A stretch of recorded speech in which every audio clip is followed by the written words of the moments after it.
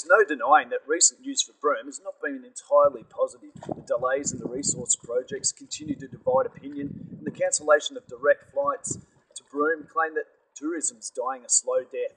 All in all, it's not been particularly reassuring for the local economy or the property market. However, we recently attended a Kimberley Economic Forum and got to learn more what the future holds for Broome. It seems only fair that we share some of this information with our clients, and it's not all doom and gloom.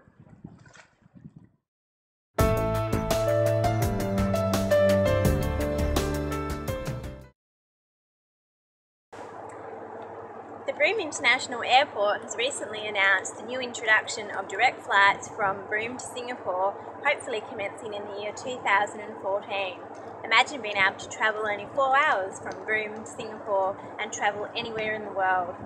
It'll also open up Broome to be a major international tourism destination.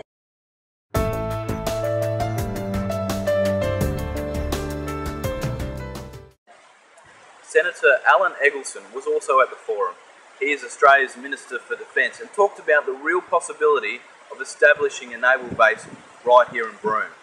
He says from a strategic point of view, the Pilbara and the Kimberley must be the #1 priority for the Australian Defence Force because of the economic importance of the region and the powerhouse of Australia's economy. He feels there is a need to protect our offshore assets against potential terrorism and piracy and to provide a visible presence in the resource-rich north. Whilst we can only speculate at this point, the introduction of a naval base would no doubt provide funds to upgrade infrastructure and in turn boost investment in Broome.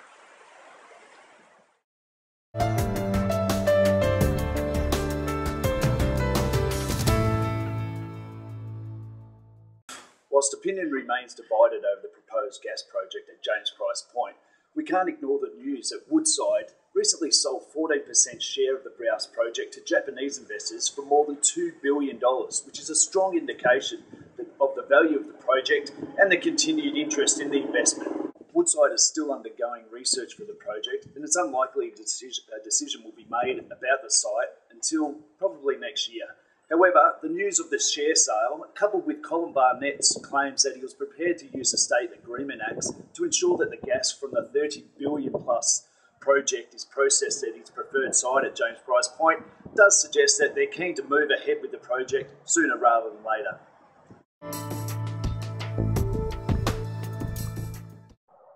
The release and development of lands such as Broome North, Wurundjeri Estate and Roebuck Estate will, over the coming years, provide land that could effectively double the size of Broome and addresses current and predicted housing needs of the area.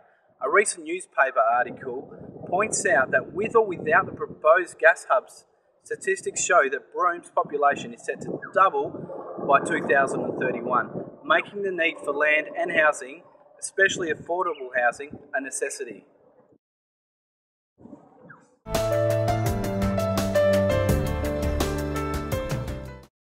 For the past 3 years, the Broome Regional Hospital has undergone a massive redevelopment. The $7.9 million Commonwealth-funded paediatric ward was recently opened, as was the $9.4 million state government-funded psychiatric ward, which was recently opened by Premier Colin Barnett.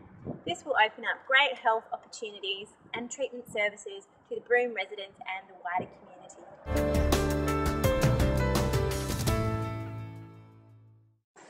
Vacancy rates for lease properties in Broome have remained around 1% all year. The dry season traditionally sees a spike in inquiry, but for the last 2 years, inquiries remain steady all year round. Just last week, we had a property on the internet, and within 24 hours, we had several inquiries and viewings booked. We've discussed here points towards Broome's sustained growth and development in the coming years, which can only mean good things for Broome's future. But however the town grows, one thing will remain the same: this beautiful beach. And that will continue to be one of Broome's biggest and best draw cards.